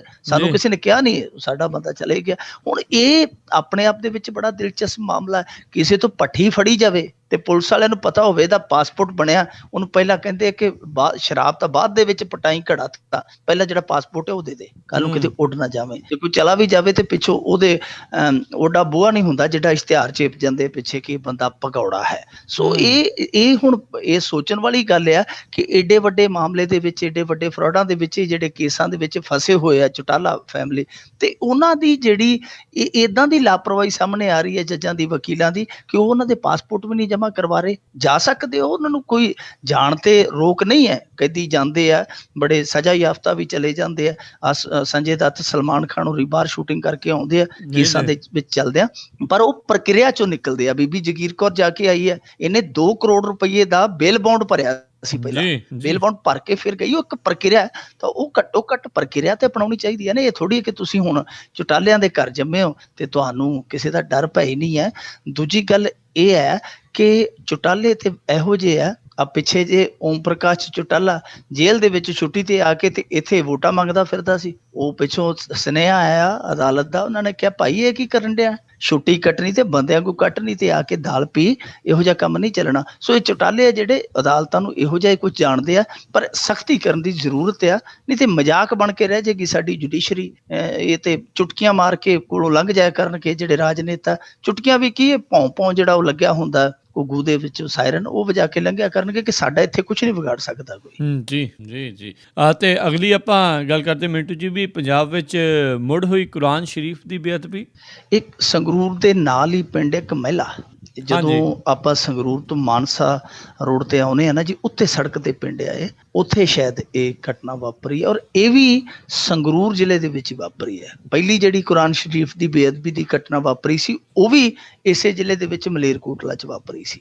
ਹੁਣ ਵਾਪਰੀ ਕਿਸ ਤਰੀਕ ਨੂੰ ਹੈ ਤੁਸੀਂ ਉਹ ਆਪ ਹੀ ਅੰਦਾਜ਼ਾ ਲਾ ਲਓ ਕਿ 15 ਅਗਸਤ ਦੀ ਰਾਤ ਨੂੰ, ਜਿਹੜੀ 14 ਤੇ 15 ਦੇ ਅਗਸਤ ਦੀ ਰਾਤ ਆ, 128 ਪੰਨੇ ਪਾੜ ਕੇ ਤੇ ਉਹਨਾਂ ਨੇ ਸ਼ਰਾਰਤੀ ਅਨਸਰਾਂ ਨੇ, ਸਮਾਜ ਵਿਰੋਧੀ ਅਨਸਰਾਂ ਨੇ ਜਾਂ ਸਾਜ਼ਿਸ਼ ਘੜਿਆਂ ਨੇ ਉੱਥੇ ਜਿਹੜੀ ਮਸਜਿਦ ਸੀ, ਮਸੀਤ ਸੀ, ਉਹਦੇ 'ਚ ਸੁੱਟ ਦਿੱਤੇ ਆ। ਸਵੇਰੇ ਮੌਲਵੀ ਆਇਆ, ਮੌਲਵੀ ਨੇ ਵੇਖਿਆ ਰੌਲਾ ਪਿਆ, ਬਹੁਤ ਉੱਥੇ ਇਕੱਠ ਹੋ ਗਿਆ। ਫਿਰ ਬਾਅਦ ਦੇ ਵਿੱਚ ਜਿਹੜਾ DIG ਹੈ ਉਸ ਰੇਂਜ ਦਾ, ਬਲਕਾਰ ਸਿੱਧੂ, ਉਹ ਵੀ ਉੱਥੇ ਆਇਆ। ਸੋ ਹੁਣ ਜਾਂਚ ਜਿਹੜੀ ਆ ਸ਼ੁਰੂ ਕਰ ਦਿੱਤੀ ਗਈ ਹੈ। ਮੇਰੇ ਖਿਆਲ ਦੇ ਨਾਲ ਆਮ ਆਦਮੀ ਪਾਰਟੀ ਵਾਲਿਆਂ ਦੇ ਬੁੱਲਾਂ ਤੇ ਅੱਡ ਖੁਸ਼ਕੀ ਆਈ ਹੋਣੀ ਆ ਕਿ ਕਿਤੇ ਫੇਰ ਨਾ ਮਾਂਜ ਦੇਣ ਸਾਨੂੰ। ਸੋ ਇਹ ਮਾਮਲਾ ਹੈ ਜਿਹੜਾ ਉਹ ਸੰਜੀਦਾ ਬਹੁਤ ਆ ਕਿ ਦੇਖੋ ਸੰਗਰੂਰ ਦੇ ਵਿੱਚ ਦੂਸਰੀ ਇਸ ਤਰ੍ਹਾਂ ਦੀ ਘਟਨਾ ਵਾਪਰ ਜਾਣੀ ਔਰ ਖਾਸ ਤੌਰ ਤੇ 15 ਅਗਸਤ ਦੀ ਰਾਤ ਨੂੰ ਇਸ ਤਰ੍ਹਾਂ ਦਾ ਵਾਪਰਨਾ, ਇਹ ਆਪਣੇ ਆਪ ਦੇ ਵਿੱਚ ਇੱਕ ਬਹੁਤ ਵੱਡਾ ਸਵਾਲ ਖੜਾ ਕਰਦਾ, ਕਿੰਤੂ ਖੜਾ ਕਰਦਾ ਕਿ ਪਹਿਲਾਂ ਲਗਾਤਾਰ ਸ੍ਰੀ ਗੁਰੂ ਗ੍ਰੰਥ ਸਾਹਿਬ ਦੇ ਬੇਅਦਬੀ ਦੀਆਂ ਘਟਨਾਵਾਂ ਵਾਪਰੀਆਂ ਤੇ ਹੁਣ ਇਹ ਸਿਲਸਿਲਾ ਚੱਲ ਪਿਆ ਕੁਰਾਨ ਸ਼ਰੀਫ ਵਾਲਾ। ਇਹ ਕਿਤੇ ਨਾ ਕਿਤੇ ਇੱਕ ਵੱਡੀ ਕਿਸੇ ਸਾਜ਼ਿਸ਼ ਦਾ ਜਿਹੜਾ ਉਹ ਸੰਕੇਤ ਦਿੰਦਾ। ਇੱਥੇ ਜਿਹੜਾ ਅੱਗੇ ਹੋਇਆ ਸੀ ਕਾਂਡ, ਉਹ ਤੁਹਾਨੂੰ ਪਤਾ ਕਿ ਉਹਨਾਂ ਦੀਆਂ ਤਾਰਾਂ ਜਿਹੜੀਆਂ ਸੀਗੀਆਂ ਉਹ ਹਿੰਦੂ ਜਥੇਬੰਦੀਆਂ ਦੇ ਨਾਲ ਜਾਂ ਮੌਜੂਦਾ ਕਾਰਕੁਨ ਸੀ ਜਿਹੜੇ, ਉਹਨਾਂ ਤੱਕ ਆਪਣੀਆਂ ਸਨ ਤੇ ਉਹ ਸਭ ਕੁਛ ਜਿਹੜਾ ਭੇਤ ਖੁੱਲ ਗਿਆ ਸੀ। ਉਹਦੇ ਵਿੱਚ ਆਮ ਆਦਮੀ ਪਾਰਟੀ ਦਾ MLA ਵੀ ਜਿਹੜਾ ਉਹ ਵੀ ਵਿੱਚ ਵਲੇਟਿਆ ਗਿਆ ਸੀ। ਪਰ ਇਸ ਚੀਜ਼ ਨੂੰ ਹੈ ਜਿਹੜਾ ਉਹ ਜਲਦੀ ਹੱਲ ਕਰਨਾ ਪਵੇਗਾ। ਹੱਲ ਨਹੀਂ, ਠੱਲ ਵੀ ਪਾਉਣੀ ਪਵੇਗੀ। ਹੱਲ ਤੇ ਕਰਨਾ ਹੀ ਪਵੇਗਾ, ਨਾਲ ਠੱਲ ਦਾ ਵੀ ਜੁਗਾੜ ਕਰਨਾ ਪਵੇਗਾ। ਦੇਖੋ ਇਹ ਕਹਿ ਦਿੰਦੇ ਆ ਕਿ ਫਲਾਣੇ ਦੀ ਇਹਦੇ 'ਚ ਜੀ ਫਲਾਣੇ ਦਾ ਹੱਥ ਹੈ, ਫਲਾਣੇ ਦੀ ਸ਼ੈ ਆ, ISI ਨੇ ਕੀਤਾ, ਇਹ ਕੀਤਾ, ਉਹ ਕੀਤਾ। ਮਲੇਰਕੋਟਲੇ ਦੇ ਵਿੱਚ ਵੀ ਦੇਸੀ ਬੰਦਿਆਂ ਨੇ ਇਹ ਸਾਜ਼ਿਸ਼ ਕੀਤੀ ਸੀ, ਇੱਥੇ ਵੀ ਦੇਸੀ ਬੰਦੇ ਦਾ ਹੀ ਕੰਮ ਆ। ਪੰਜਾਬ ਪੁਲਿਸ ਨੂੰ, ਪੰਜਾਬ ਗੌਰਮੈਂਟ ਨੂੰ ਜਾਗ ਜਾਣਾ ਚਾਹੀਦਾ, ਕਿਉਂਕਿ ਦੇਖੋ ਸਿੱਖਾਂ ਵਾਲਾ ਮੁੱਦਾ ਸੀਗਾ ਜਿਹੜਾ, ਸਿੱਖ ਕੌਮ ਹੈ ਜਿਹੜੀ ਉਹਦੀ ਭਾਵਨਾ ਜਿਹੜੀ ਹੈ ਹੋਰ ਕਿਸਮ ਦੀ ਹੈ ਔਰ ਉਹ ਇਸ ਸਮੇਂ ਪੰਜਾਬ ਦੇ ਵਿੱਚ ਰਹਿ ਕੇ ਉਹ ਕਿਸੇ ਅੱਡ ਦ੍ਰਿਸ਼ਟੀ ਨਾਲ ਸੋਚਦੀ ਹੈ। ਤੇ ਜਿਹੜਾ ਦੂਜਾ ਭਾਈਚਾਰਾ ਹੈ ਉਹ ਕੱਲ ਨੂੰ ਕਿਸ ਦ੍ਰਿਸ਼ਟੀਕੋਣ ਨਾਲ, ਕਿਸ ਨੁਕਤੇ ਨਿਗਾਹ ਨਾਲ ਇਹਨਾਂ ਚੀਜ਼ਾਂ ਨੂੰ ਵੇਖੇਗਾ, ਉਹ ਕਿਹਾ ਨਹੀਂ ਜਾ ਸਕਦਾ। ਸੋ ਇਸ ਕਰਕੇ ਕਿ ਇਸ ਤੋਂ ਪਹਿਲਾਂ ਕਿ ਇੱਕ ਅੰਦਰ ਜਿਹੜੀ ਹੈ ਉਹ ਇੱਕ ਹੀਣ ਭਾਵਨਾ ਆ ਜਾਵੇ ਕਿਸੇ ਭਾਈਚਾਰੇ ਦੇ, ਤਾਂ ਉਸ ਤੋਂ ਪਹਿਲਾਂ ਉਹਨਾਂ ਨੂੰ ਭਰੋਸੇ 'ਚ ਲੈਣਾ ਜ਼ਰੂਰੀ ਹੈ। ਉਹਨਾਂ ਦਾ ਜਿਹੜਾ ਇਸ਼ਟ ਹੈ ਉਹਦੀ ਸੁਰੱਖਿਆ ਜ਼ਰੂਰੀ ਹੈ। ਨਹੀਂ ਤਾਂ ਐਵੇਂ ਬਲਦੀ ਦੇ ਬੂਥੇ ਪੈ ਜਾਣਗੇ ਸਾਰੇ। ਜਿਵੇਂ ਕਹਿੰਦੇ ਹੁੰਦੇ ਆ ਕਿ ਡੂਬੋਗੇ ਤੁਮ तो डूबेंगे सारे, ना तुम ही बचोगे सनम, ना साथी तुम्हारे। ਕਿਸੇ ਨੇ ਬਚਣਾ ਜੇ ਕੁਛ ਇੱਥੇ ਕੋਈ ਵੱਧ ਘੱਟ ਹੋ ਗਈ। ਇਸ ਕਰਕੇ ਇਹਨਾਂ ਚੀਜ਼ਾਂ ਨੂੰ, ਇਹਨਾਂ ਘਟਨਾਵਾਂ ਨੂੰ ਠੱਲ ਪਾਉਣ ਦੀ ਲੋੜ ਆ। ਜੀ ਜੀ। ਮਿੰਟੂ ਜੀ ਅਗਲੀ ਗੱਲ ਕਰਦੇ ਹਾਂ। ਗੁਜਰਾਤ ਵਿੱਚ ਦਲਿਤਾਂ ਨੇ ਵਜਾਇਆ ਆਜ਼ਾਦੀ ਦਾ ਬਿਗਲ। ਇਹ ਜਿਹੜੀ ਘਟਨਾ ਹੈ ਉਹ ਘਟਨਾ ਇਸ ਤਰ੍ਹਾਂ ਦੀ ਹੈ ਕਿ ਜਿਵੇਂ ਆਪਾਂ ਕਿਸੇ ਬੰਦ ਕਮਰੇ ਦੇ ਵਿੱਚ ਹੁੰਦੇ ਆ ਤੇ ਅਚਾਨਕ ਆਪਾਂ ਬਟਨ ਛੱਡ ਦਿੰਦੇ ਹਾਂ, ਰੋਸ਼ਨੀ ਹੋ ਜਾਂਦੀ ਹੈ, ਹਨੇਰਾ ਦੂਰ ਚਲਾ ਜਾਂਦਾ ਹੈ। ਹਾਂਜੀ। ਤਾਂ ਉਹਦੇ ਲਈ ਇੱਕ ਕਰਮ ਆਪਾਂ ਨੂੰ ਕਰਨਾ ਹੀ ਪੈਂਦਾ ਕਿ ਉੱਠ ਕੇ ਬਟਨ ਛੱਡਣਾ ਪੈਂਦਾ। ਜੀ। ਇਹਨਾਂ ਦੇ ਨਾਲ ਵੀ ਗੁਜਰਾਤ ਦੇ ਵਿੱਚ ਇਹੋ ਹੀ ਹੋਇਆ। ਇੱਕ ਘਟਨਾ ਨੇ ਉਹ ਬਟਨ ਬਣ ਕੇ ਇਹਨਾਂ ਨੂੰ ਨੇਰੇ ਚੋਂ ਕੱਢਿਆ, ਦਲਿਤਾਂ ਨੂੰ। ਗੁਜਰਾਤ ਦੇ ਵਿੱਚ ਸਾਰਿਆਂ ਨੂੰ ਪਤਾ ਹੀ ਹੈ ਕਿ ਜੋ ਪਰਾਕਰਮ ਵਾਪਰਿਆ ਸੀਗਾ, ਜੋ ਘਟਨਾਕ੍ਰਮ ਉੱਥੇ ਵਾਪਰਿਆ ਸੀਗਾ, ਮਰੀ ਗਊ ਦੀ ਉਹ ਖੱਲ ਲਾਉਣ ਡਏ ਸੀ ਜਿਹੜੇ 3-4 ਨੌਜਵਾਨ, ਜਿਵੇਂ ਉਹਨਾਂ ਨੂੰ ਕੁੱਟਿਆ ਗਿਆ, ਬੰਨ ਕੇ ਜਲੀਲ ਕੀਤਾ ਗਿਆ, ਨੰਗੇ ਕੀਤਾ ਗਿਆ, ਉਹ ਸਾਰਾ ਕੁਝ ਸਾਰੇ ਮੇਰੇ ਖਿਆਲ ਦੇ ਨਾਲ ਵਿਸ਼ਵ ਨੇ ਵੇਖਿਆ। ਤੇ ਉਸ ਤੋਂ ਬਾਅਦ ਜਿਹੜੀਆਂ ਉੱਥੇ ਪਰਿਸਥਿਤੀਆਂ ਬਦਲੀਆਂ, ਉਹ ਇੱਕ ਤਰ੍ਹਾਂ ਨਾਲ ਕਹਿ ਲਈਏ ਕਿ ਜੋ ਦੌਰ ਸੀ ਮਨੂ ਸਿਮਰਤੀਆਂ ਤੋਂ ਲੈ ਕੇ ਸਿਮਰਤੀ ਇਰਾਨੀ ਤੱਕ, ਉਹਦਾ ਕਿਤੇ ਨਾ ਕਿਤੇ ਹੁਣ ਭੋਗ ਪੈਂਦਾ ਨਜ਼ਰ ਆਉਂਦਾ ਹੈ। ਅੱਜ ਇਹਨਾਂ ਨੇ ਬਹੁਤ ਵੱਡੀ ਇੱਕ ਯਾਤਰਾ ਕੱਢੀ ਹੈ ਜਿਹੜੀ ਅਹਿਮਦਾਬਾਦ ਤੋਂ ਊਨਾ ਹਿਮਾਚਲ ਪ੍ਰਦੇਸ਼ ਦੇ ਵਿੱਚ ਵੀ ਹੈ। ਇਹ ਵੱਡਾ ਸ਼ਹਿਰ ਥੋੜਾ ਜਿਹਾ, ਉਹ ਛੋਟਾ ਜਿਹਾ ਕਸਬਾ ਹੈ ਊਨਾ, ਜਿੱਥੇ ਉਹ ਘਟਨਾ ਵਾਪਰੀ ਸੀ। ਤਾਂ ਅਹਿਮਦਾਬਾਦ ਤੋਂ ਉਹ ਊਨਾ ਤੱਕ ਇੱਕ ਯਾਤਰਾ ਕੱਢੀ ਗਈ ਹੈ ਔਰ ਉਸ ਯਾਤਰਾ ਦੇ ਵਿੱਚ ਇਕੱਲੇ ਦਲਿਤ ਹੀ ਨਹੀਂ, ਮੁਸਲਮਾਨ ਵੀ ਬੜੀ ਵੱਡੀ ਪੱਧਰ ਤੇ ਉਹਨਾਂ ਦੀ ਸ਼ਮੂਲੀਅਤ ਰਹੀ ਹੈ। ਯਾਨੀ ਦੋਨੇ ਭਾਈਚਾਰੇ ਆ ਜਿਹੜੇ, ਉਹ ਇੱਕ ਤਰ੍ਹਾਂ ਨਾਲ ਕਹਿ ਲਈਏ ਕਿ ਹੁਣ ਵੇਖ ਕੇ ਉਹ ਸਮਝ ਕੇ ਇਹਨਾਂ ਚੀਜ਼ਾਂ ਨੂੰ ਕਿ ਹੁਣ ਭਾਈ ਜੁੜਨ ਦੇ ਵਿੱਚ ਹੀ ਫਾਇਦਾ, ਫਿਰਕਾ ਪ੍ਰਸਤੀ, ਜਾਤਵਾਦੀ, ਇਹਨਾਂ ਸਾਰੀਆਂ ਵਲਗਣਾਂ ਨੂੰ ਉਲੰਘ ਕੇ ਹੁਣ ਇੱਕ ਪਲੇਟਫਾਰਮ ਤੇ ਇਕੱਠਿਆਂ ਹੋਣ 'ਚ ਫਾਇਦਾ ਹੈ, ਤਾਂ ਉਹ ਇਕੱਠੇ ਹੁੰਦੇ ਨਜ਼ਰ ਆਉਂਦੇ ਵੀ ਹੈ।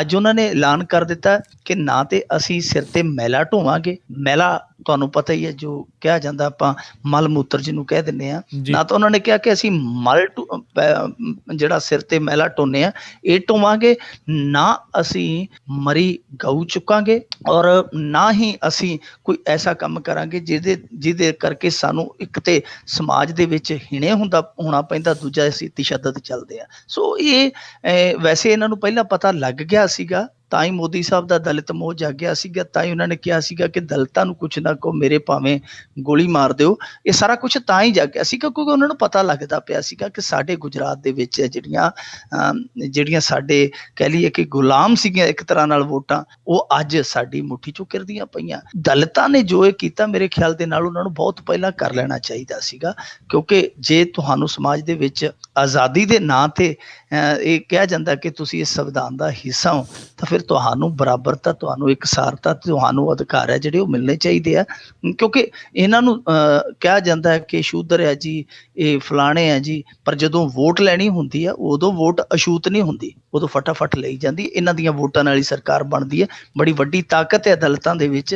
ਹੁਣ ਇਕਮਠ ਹੋਣਾ ਸ਼ੁਰੂ ਹੋਇਆ ਤੇ RSS ਦੀਆਂ ਤੇ ਚੂਲਾਂ ਜਿਹੜੀਆਂ ਉਹ ਪਹਿਲਾਂ ਹਿੱਲੀਆਂ ਪਈਆਂ। ਉਹਨਾਂ ਨੇ ਇੱਕ ਗੁਪਤ ਸਰਵੇ ਕਰਵਾਇਆ ਸੀ ਪਿੱਛੇ ਜੇ, ਉਹ ਕਹਿੰਦੇ ਸੀ ਕਿ ਐਤਕੀ ਜਿਹੜੀਆਂ 180 ਚੋਂ ਉਹ ਤੁਹਾਨੂੰ 60-70 ਸੀਟਾਂ ਆਉਣ ਦੀ ਵੀ ਉਮੀਦ ਨਹੀਂ ਹੈ। ਸੋ ਇਸੇ ਕਰਕੇ ਹੁਣ ਭੱਜੇ ਫਿਰਦੇ ਆ। ਪਰ ਦਲਿਤਾਂ ਦੀ ਤੇ ਮੁਸਲਮਾਨਾਂ ਦੀ ਜਿਹੜੀ ਉੱਥੇ ਇੱਕ ਜੋੜੀ ਮੈਦਾਨ 'ਚ ਉਤਰੀ ਹੈ, ਉਹ ਇਹਨਾਂ ਚੀਜ਼ਾਂ ਤੋਂ ਪ੍ਰਭਾਵਿਤ ਹੁੰਦੀ ਨਜ਼ਰ ਨਹੀਂ ਆਉਂਦੀ, ਜਿੰਨੇ ਮਰਜ਼ੀ ਬਿਆਨ ਦੇ ਲੈਣ। ਇਸ ਕਰਕੇ ਇਹਨੂੰ ਕਹਿ ਸਕਦੇ ਹਾਂ ਕਿ ਇੱਕ ਤਰ੍ਹਾਂ ਨਾਲ ਦਲਿਤ ਸਮਾਜ ਹੈ ਜਿਹੜਾ ਹੌਲੀ ਹੌਲੀ ਹਨੇਰੇ ਤੋਂ ਚਾਨਣ ਤੱਕ ਦਾ ਸਫ਼ਰ ਤੈਅ ਕਰਦਾ ਨਜ਼ਰ ਆਉਂਦਾ ਇਸ ਮੁਲਕ ਦੇ। ਜੀ ਮਿੰਟੂ ਜੀ ਅੱਗੇ ਵਧਦੇ ਹਾਂ। ਭਾਰਤ ਵੇਸਵਾਗਿਰੀ ਵਿੱਚ ਵਿਸ਼ਵ ਦੇ 7ਵੇਂ ਸਥਾਨ ਤੇ। ਇਹ ਇੱਕ ਬੜੀ ਸਾਡੇ ਲਈ ਇੱਕ ਹੋਰ ਬੜੀ ਸ਼ਰਮਨਾਕ ਪ੍ਰਾਪਤੀ ਹੈ ਜੀ ਕਿ ਪੂਰੇ ਵਿਸ਼ਵ ਦੇ ਵਿੱਚ ਅਸੀਂ ਵੇਸਵਾਗਿਰੀ ਦੇ ਮਾਮਲੇ 'ਚ 7ਵੇਂ ਨੰਬਰ ਤੇ ਆ। ਮੈਂ ਤੁਹਾਨੂੰ ਅੱਗੇ ਸੈਕਸ ਵਰਕਰਸ ਵਾਲਾ ਜਿਹੜਾ ਅੰਕੜਾ ਦੱਸਿਆ ਸੀਗਾ ਕਿ 30-40 ਲੱਖ ਤੇ ਉਹ ਹੀ ਨੇ ਜਿਨ੍ਹਾਂ ਨੂੰ ਆਪਾਂ ਮਾਨਤਾ ਪ੍ਰਾਪਤ ਸੈਕਸ ਵਰਕਰਸ ਕਹਿ ਦਿੰਦੇ ਆ। ਪਰ ਇੱਥੇ ਜਿਹੜਾ ਅੰਕੜਾ ਹੋਰ ਵੀ ਖਤਰਨਾਕ ਆ ਕਿ ਜਿਹੜੇ ਵਿਸ਼ਵ ਦੇ ਦੂਸਰੇ 6 ਦੇਸ਼ ਆ ਉਹਨਾਂ ਦੇ ਵਿੱਚ ਅਮਰੀਕਾ ਵੀ ਇੱਕ ਹੈ। ਚੀਨ ਜਿਹੜਾ ਉਹ ਪਹਿਲੇ ਨੰਬਰ ਤੇ, ਅਮਰੀਕਾ ਸ਼ਾਇਦ 5ਵੇਂ ਨੰਬਰ ਤੇ। ਪਰ ਉਹਨਾਂ ਮੁਲਕਾਂ ਦਾ ਜਿਹੜਾ ਢਾਂਚਾ ਤੇ ਉਹਨਾਂ ਮੁਲਕਾਂ ਦੀਆਂ ਜਿਹੜੀਆਂ ਬੁਨਿਆਦੀ ਸਹੂਲਤਾਂ ਉਹ ਵੱਖਰੇ ਤਰ੍ਹਾਂ ਦੀਆਂ। ਇੱਥੇ ਇਸ ਕਰਕੇ ਖਤਰਨਾਕ ਆ ਕਿਉਂਕਿ ਇੱਥੇ ਮਨੁੱਖੀ ਸਮਗਲਿੰਗ ਹੁੰਦੀ ਹੈ ਇਸ ਧੰਦੇ ਲਈ। ਪਹਿਲਾਂ ਬੱਚੀਆਂ ਨੂੰ ਚੁੱਕਿਆ ਜਾਂਦਾ ਹੈ, ਉਹਨਾਂ ਨੂੰ ਫਿਰ ਨਰਕ 'ਚ ਧਕੇਲਿਆ ਜਾਂਦਾ ਹੈ, ਉਹਨਾਂ ਦੇ ਹਾਰਮੋਨ ਜਿਹੜੇ ਵਿਕਸਿਤ ਕਰਨ ਦੇ ਲਈ ਟੀਕੇ ਲਾਏ ਜਾਂਦੇ ਆ, ਫਿਰ ਉਹਨਾਂ ਨੂੰ ਸਾਰੀ ਜ਼ਿੰਦਗੀ ਲਈ ਇੱਕ ਛੋਟੇ ਜਿਵੇਂ ਕੋਠੜੀ ਨੁਮਾ ਜਿਹੜੇ ਮਕਾਨ ਹੁੰਦੇ ਉਹਨਾਂ ਦੇ ਵਿੱਚ ਸੁੱਟ ਦਿੱਤਾ ਜਾਂਦਾ ਹੈ, ਜਿੱਥੇ ਉਹ ਜ਼ਿੰਦਗੀ ਉਹ ਜਿਵੇਂ ਕਹਿ ਲਈਏ ਕਿ ਨਰਕ ਦੀਆਂ ਜਾਈਆਂ ਨਰਕਾਂ 'ਚ ਸਮਾਈਆਂ। ਉਹੀ ਗੱਲ ਹੋ ਜਾਂਦੀ ਕਿ ਉੱਥੇ ਹੀ ਉਹ ਫਿਰ ਉਹ ਸਾਰੀ ਜ਼ਿੰਦਗੀ ਭੋਗ ਕੇ ਉਹ ਨਰਕ ਭੋਗ ਕੇ ਹੀ ਜਿਹੜਾ ਮਰ ਜਾਂਦੀਆਂ। ਤੇ ਦੂਜੇ ਪਾਸੇ ਭਾਰਤ ਦੇ ਵਿੱਚ ਇਹ ਹੈ ਕਿ ਗਰੀਬੀ ਇਸ ਦੀ ਬਹੁਤ ਵੱਡੀ ਵਜ੍ਹਾ, ਅਨਪੜ੍ਹਤਾ, ਗਰੀਬੀ, ਮਨੁੱਖੀ ਸਮਗਲਿੰਗ, ਇਹ ਸਭ ਕੁਛ ਜ਼ਿਆਦਾ ਹੈ। ਅਸੀਂ ਬੇਸ਼ੱਕ ਅਸੀਂ ਕਹਿ ਲਈਏ ਅਸੀਂ 7ਵੇਂ ਨੰਬਰ ਤੇ, ਪਰ ਸਾਡੇ ਲਈ ਸ਼ਰਮਨਾਕ ਇਸ ਕਰਕੇ ਆ ਕਿਉਂਕਿ ਇਹਨਾਂ ਚੀਜ਼ਾਂ ਕਰਕੇ ਬਹੁਤ ਸਾਰੇ ਅਪਰਾਧ, ਬਹੁਤ ਸਾਰੇ ਮਾਪੇ ਆ ਜਿਹੜੇ ਉਹ ਇਹਨਾਂ ਧੀਆਂ ਤੋਂ, ਇਹਨਾਂ ਬੱਚੀਆਂ ਤੋਂ ਜਿਹੜੇ ਆ ਉਹ ਮਹਿਰੂਮ ਹੋ ਜਾਂਦੇ ਆ। ਉਹਨਾਂ ਨੂੰ ਚੁੱਕ ਲਿਆ ਜਾਂਦਾ, ਇਸ ਧੰਦੇ 'ਚ ਧਕੇਲ ਦਿੱਤਾ ਜਾਂਦਾ। ਇਸ ਕਰਕੇ ਇੱਥੇ ਕੋਈ ਪਾਲਿਸੀ ਦੀ ਜ਼ਰੂਰਤ ਆ ਕਿ ਦੇਖੋ ਸੈਕਸ ਵਰਕਰਸ ਆ ਜਿਹੜੀਆਂ ਉਹ ਹਰੇਕ ਮੁਲਕ ਦੇ ਵਿੱਚ ਆ, ਚਾਹੇ ਮਜਬੂਰੀ ਕਹਿ ਲਓ, ਚਾਹੇ ਸਮਾਜਿਕ ਹਾਲਾਤ ਕਹਿ ਲਓ, ਕੁਛ ਵੀ ਕਹਿ ਲਓ, ਸਮਾਜੀ ਸੰਕਟ ਕਹਿ ਲਓ, ਕੁਛ ਵੀ ਕਹਿ ਲਓ, ਪਰ ਜ਼ਰੂਰਤ ਇਹ ਹੁੰਦੀ ਹੈ ਕਿ ਨਾਲ ਦੀ ਨਾਲ ਇੱਕ ਯੋਜਨਾ ਵੀ ਚੱਲਦੀ ਰਹੇ।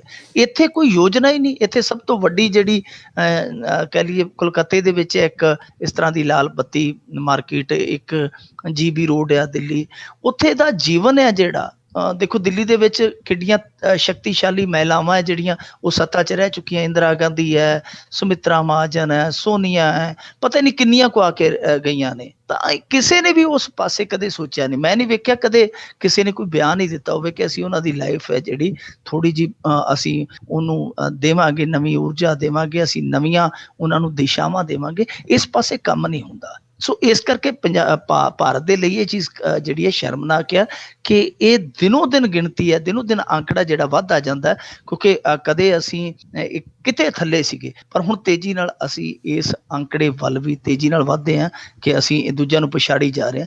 ਇਸ ਕਰਕੇ ਇੱਧਰ ਧਿਆਨ ਦੇਣ ਦੀ ਜ਼ਰੂਰਤ ਹੈ ਕਿ ਇਹਨਾਂ ਨੂੰ ਨਰਕ ਚੋਂ ਕੱਢਿਆ ਜਾਵੇ, ਇਹਨਾਂ ਮਹਿਲਾਵਾਂ ਨੂੰ, ਇਸਤਰੀਆਂ ਨੂੰ। ਜੀ ਜੀ।